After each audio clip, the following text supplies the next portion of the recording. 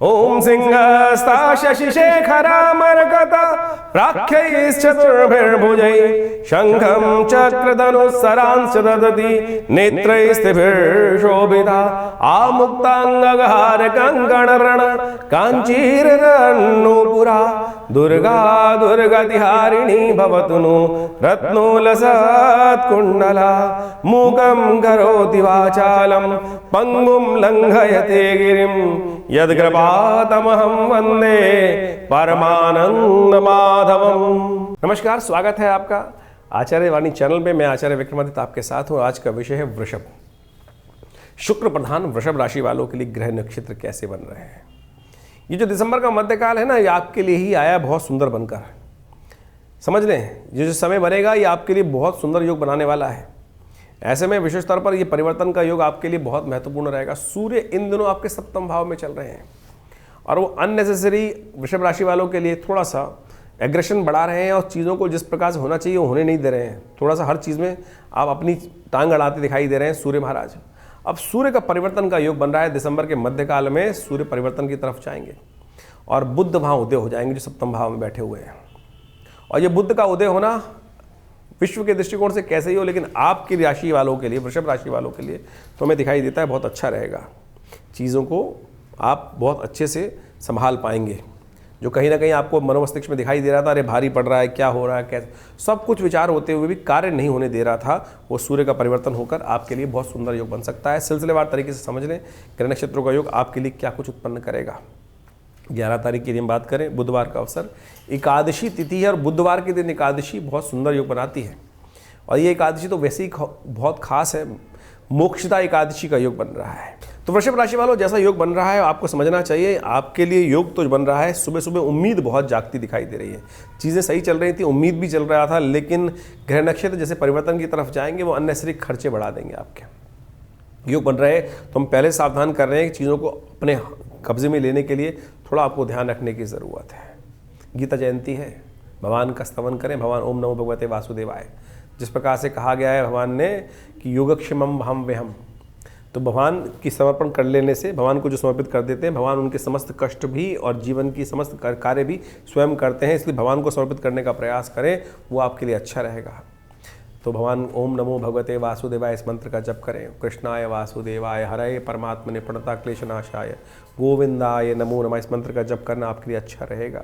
भद्राय इस दिन करीब करीब जो आरंभ हो जाएगी शाम को दोपहर को 2:25 के बाद, तो उस दिन नए कार्य आरंभ करने से बचना चाहिए। आवश्यकता हो करने की तो 11:47 तक मुहूर्त है, उसका लाभ ले सकते हैं। 12 तारीख बृहस्पतिवार का अवसर, उस दिन द्वादशी तिथि है और अखंड द्वादशी का योग बन रहा है। एक ग्रह परिवर्तन की तरफ जा रहे हैं बहुत जल्दी, वो आपके लिए बहुत अच्छे हैं। सूर्य और बुध का योग आपके सप्तम भाव में बना हुआ है आपकी राशि से, और सूर्य के साथ बुध जब चलते हैं और जो उदय बैठे हों तो बुध आदित्य योग बन जाता है। अस्त होता है तो अशुभ होता है। अब जो अस्त चल रहे थे बुध, वो उदय होने जा रहे हैं। सुबह करीब करीब बहुत जल्दी में उदय हो जाएंगे बुध, और ये उदय होते हुए बुध आपके लिए लाभ के रास्ते खोलेंगे। ये बहुत बढ़िया रहेंगे, चीज़ों को ऑर्गेनाइज करेंगे, बहुत सुंदर आपके लिए योग बनता दिखाई दे रहा है। लेकिन खर्चे ध्यान रखिएगा, अननेसेसरी बढ़ सकते हैं। स्वास्थ्य का ध्यान रखने की भी ज़रूरत है, इस बात का ध्यान रखें। स्वास्थ्य की कामना के लिए इस दिन भगवान का स्तवन करना चाहिए। इस दिन व्यंजन द्वादशी होती है, कहा जाता है भगवान को 56 भोग जैसे अन्नकूट पे लगते हैं वैसे ही पुण्य है इसका। इस दिन विशेष तौर पर अन्न भगवान के बनाकर, प्रसाद बनाकर सुंदर उनको भगवान को अर्पित करें और फिर भोग लगाने के बाद प्रसाद स्वयं ग्रहण करें तो अच्छा रहेगा।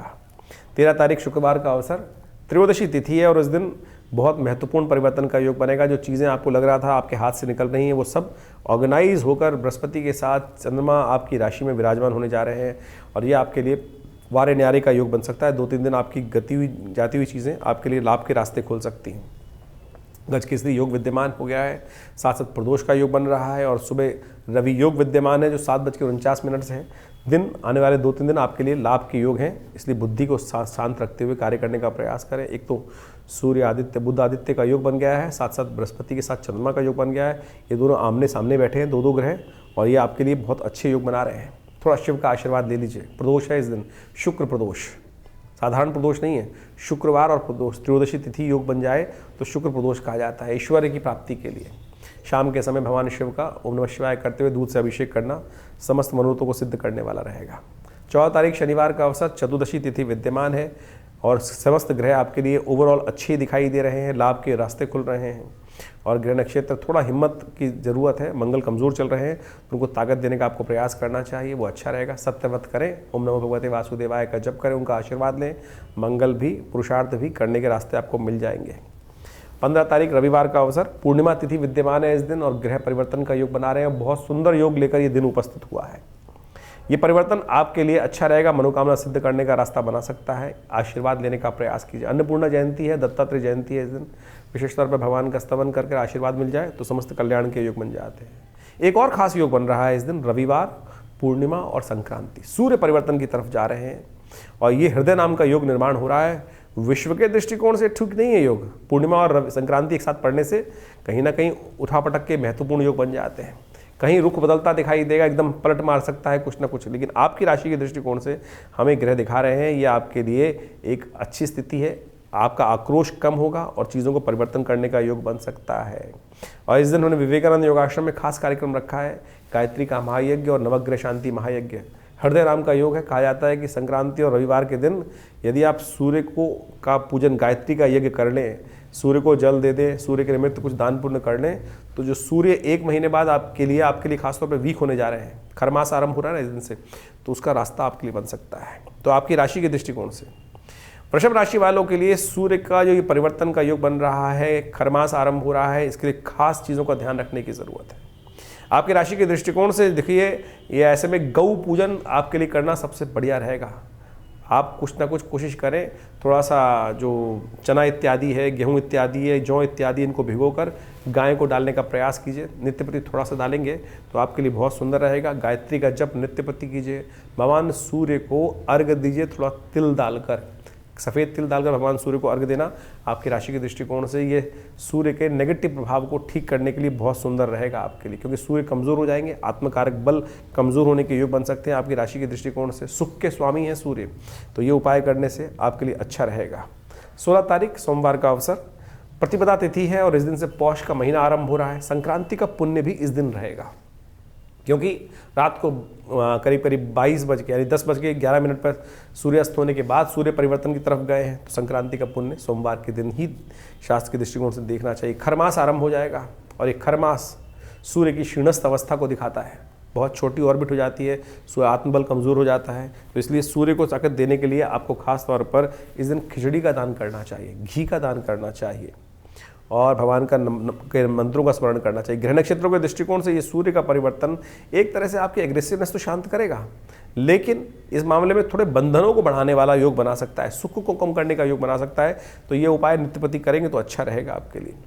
17 तारीख मंगलवार का अवसर, ग्रह नक्षत्रों का परिवर्तन का योग बन रहा है और ये परिवर्तन आपके लिए विशेष तौर पर खास योग बनाएगा। सुबह का समय तो ऐसा है कि यदि जिसमें भी आप बड़े बुजुर्गों को आशीर्वाद देकर काम करोगे उसमें सफलता प्राप्त कर ही लोगे, ऐसे योग बनते दिखाई दे रहे हैं।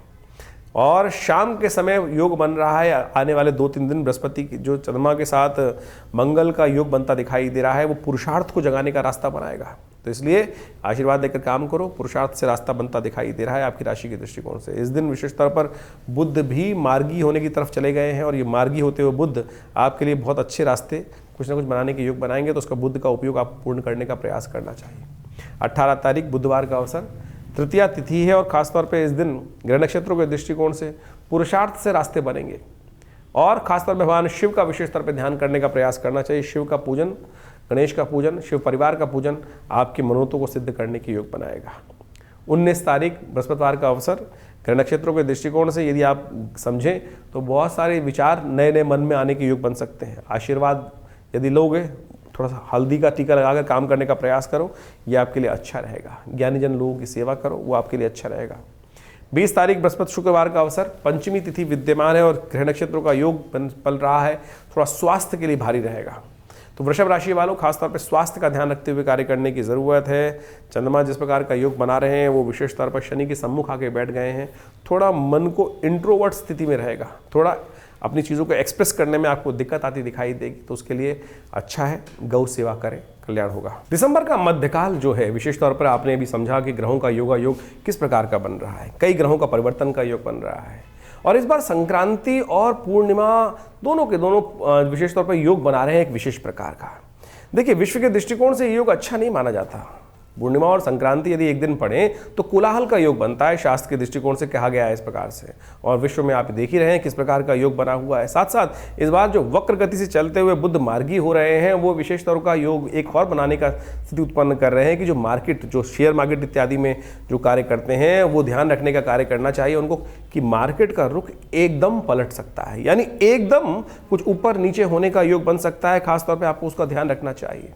इसके साथ साथ तेजी का रुख लगातार जो बनता दिखाई दे रहा है, शनि और शुक्र पर मंगल की दृष्टि जो पड़ रही है, वो विशेष तौर पर कहीं ना कहीं परिवर्तन का योग बहुत बना रही है। तेजी बाजार में रह सकती है और इस तेजी में रहते हुए जब ये परिवर्तन का योग बनेगा, विशेष तौर पर जो बुध हैं वो मार्गी, जो वक्री मार्गी होने का योग बनाएंगे, वक्र गति से मार्गी की तरफ जाएंगे, तो ये खास तौर पर रुख पलट सकता है। तो ऐसे में ध्यान रखते हुए कार्य करने की जरूरत है। देखिए, समय को पहचानने की आवश्यकता है और ऐसे में पौष का महीना जो है वो विशेष तौर पर आरंभ हो ही रहा है दिसंबर के मध्यकाल के अंदर।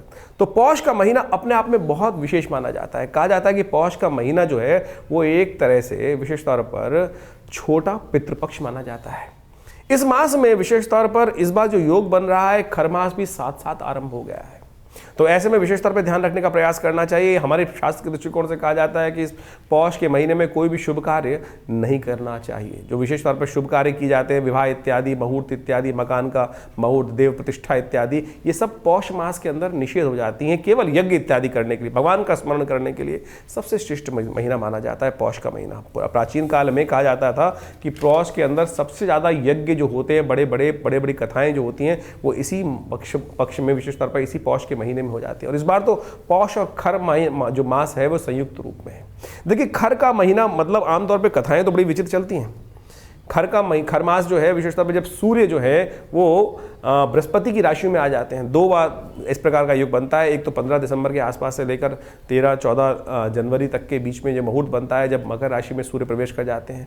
जो कथा चलती है तो बड़ी विचित्र है कि सूर्य के जो घोड़ों की जगह कुछ और, उनकी जगह जो पौराणिक कथाएं हैं, लेकिन उस पौराणिक कथा का अर्थ कुछ और निकलता है। वो विशेष तौर पर समझने का प्रयास करना चाहिए। खर का मतलब वहाँ पर केवल उस शाब्दिक रूप में ना लें कि उन्होंने अश्व की जगह कुछ और खर को वहाँ पे उसके साथ जोत दिया और अश्व थक गए थे। मूल कारण क्या है?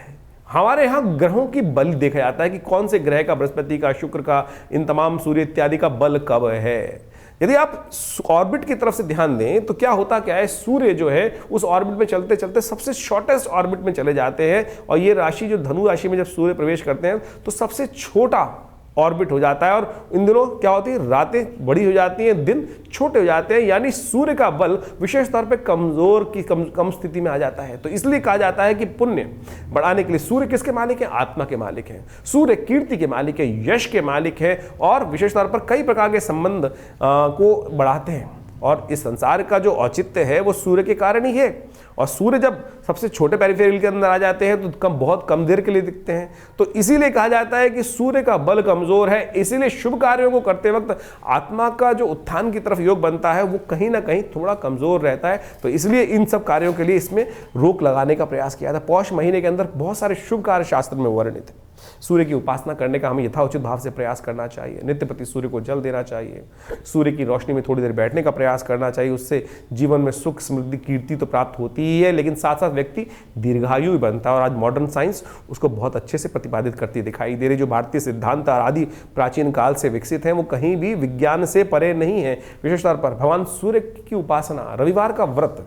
देखिए, होता क्या है कि सर्दियों के अंदर आमतौर पर बहुत ज़्यादा खाना खाया जाता है, तो थोड़ा सा आपके उधर को भी थोड़ी शांति प्राप्त होने का प्रयास करना चाहिए। तो हम इसको कोरिलेट करने का प्रयास कर रहे हैं। तो शास्त्र के दृष्टिकोण से जो पौष के महीने का ये विज्ञान बताया गया, इस बार तो पौष और खर मास दोनों एक साथ जो योग बना रहे हैं, तो कम से कम आपकी राशि के दृष्टिकोण से आपको कम से कम इस बात का भी ध्यान रखना चाहिए कि सूर्य को बल दें। तो आपकी राशि से सूर्य का जो संबंध है वो विशेष तौर पर हमने आपको बताया ही। तो आपको ध्यान रखते हुए क्या करना चाहिए, रविवार का उपवास रख सकें, घृणी सूर्य आदित्याय नमः इस मंत्र का जप कर सकते हैं। और विशेष तौर पर इस पौष के महीने में उनका एक विशेष नाम है भग, और उस स्वरूप में उनका पूजन करने से, ओम भगाय नमः इस मंत्र का जप करने से, ओम घृणी सूर्य आदित्याय नमः इस मंत्र का जप करने से समस्त प्रकार के कल्याण के योग बन जाते हैं। कहा जाता है कि इस महीने में पाचन क्रिया को ठीक करने के लिए सिद्धांत बनाया गया कि तिल का सेवन करें, और खासतौर पर खिचड़ी का भोग भी भगवान को भी लगाया जाता है और खासतौर पर उसका सेवन भी करने का शास्त्र में नियम बताया गया है।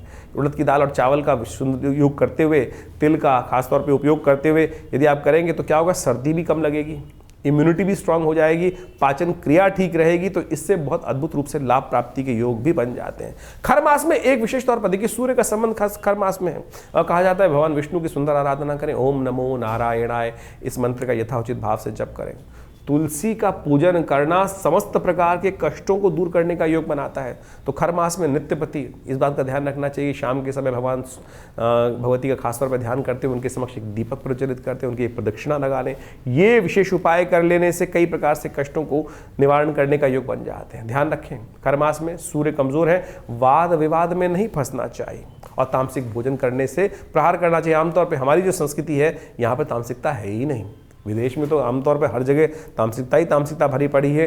तो इसलिए इस बात का ध्यान रखते हुए सूर्य का बल कमजोर होने के कारण से इस महीने में, खर मास में और खासतौर पर पौष के महीने में जो कहा जाता है कि उसका ध्यान रखते हुए कार्य करना चाहिए। उसके बाद मकर संक्रांति आती है, नई शक्ति का संचार हो जाता है। तो आप इन सब चीज़ों को समझते हुए, यदि हमने जो पूरा विज्ञान आपके समक्ष उपस्थित किया, इस समझते हुए कार्य करेंगे तो देखिए बहुत अच्छा आपके लिए योग बनेंगे। बाकी हमने आपकी राशि के अनुसार से भविष्यफल तो बताया ही है और ये कार्यक्रम हम आपके साथ लगातार रखते हैं।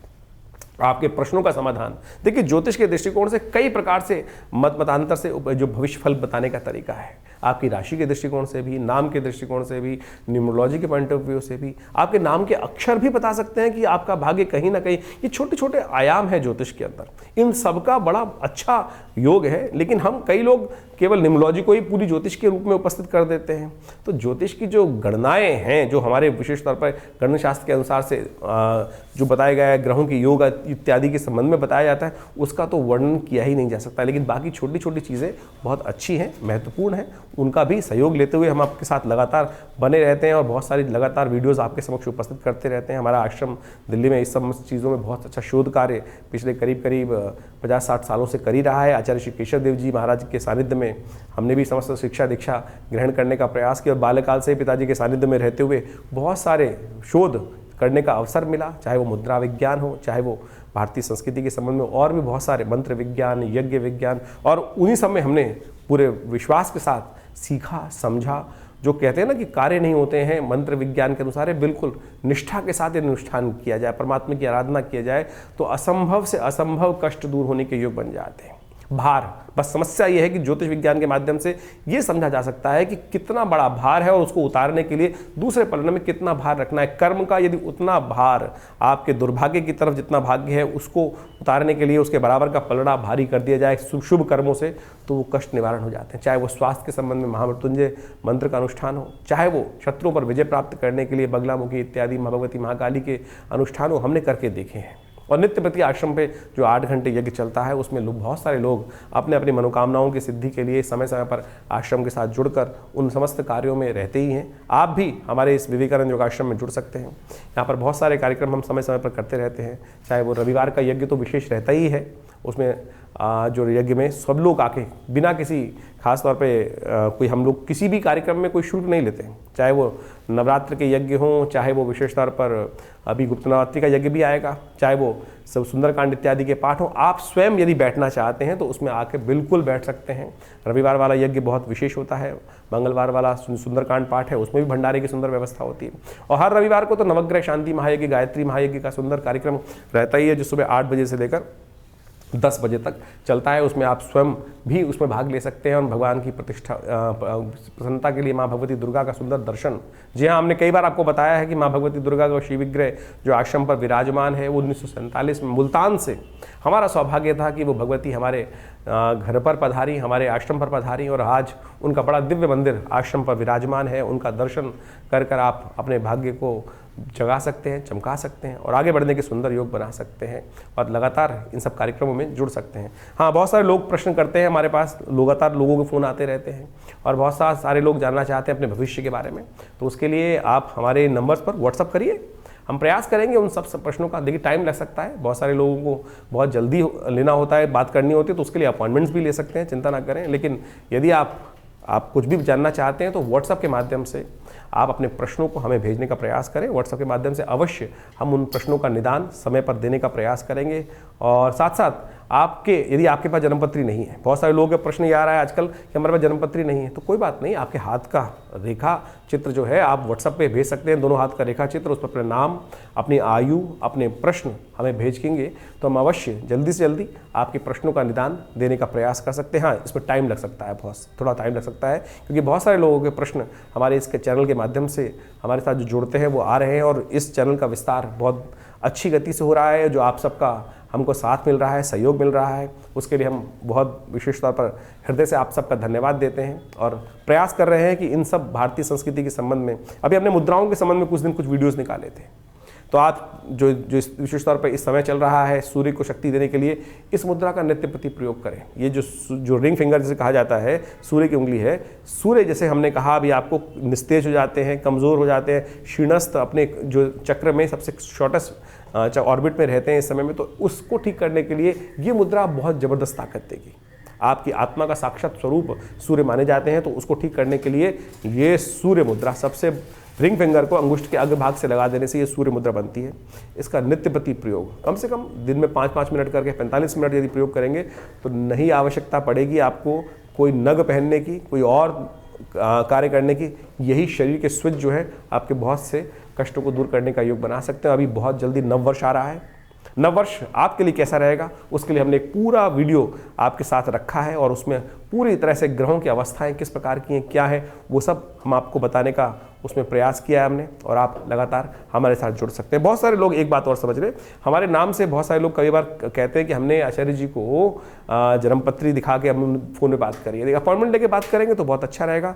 हमारे आश्रम से कोई ऐसा पैसा का डिमांड नहीं किया जाता है, और यदि कोई हमारे नाम से आपसे बात करने का प्रयास कर रहा है, आपको फ़ोन कर रहा है, कम से कम मैं तो किसी को फ़ोन नहीं करता, ये तो मैंने बहुत मित्रगण हैं उनके साथ बात होती है, लेकिन किसी भी व्यक्ति को मैं फ़ोन करके ये नहीं कहता कि आप मुझसे, कभी मैं किसी व्यक्ति को जो जिनसे जान पहचान नहीं है उनको शायद फ़ोन कभी नहीं करूँगा। तो इस बात का भी ध्यान रखें। तो आपको एक केवल सूचना के लिए, आज समय जो है बड़े विचित्र दौर में जा रहा है, हर रोज़ नई नई खबरें आती रहती हैं, जो लोग के साथ साथ कई प्रकार की समस्याएं उत्पन्न होने के योग बनते हैं। हम जिस कार्य में हैं, जिस आश्रम को चलाते हैं दिल्ली में विवेकानंद योगाश्रम, वो सबकी सेवा के लिए है। तो इस प्रकार के किसी भी जो आज गलत कार्य हो रहे हैं उनसे आपको बचने का प्रयास करना चाहिए। जन सेवा के लिए, जन सूचना के लिए हमने ये बात अंतिम में आपके पास रख दी है। आशा है आप समझेंगे और गलत लोगों से बचने का प्रयास करेंगे। धन्यवाद, नमस्कार।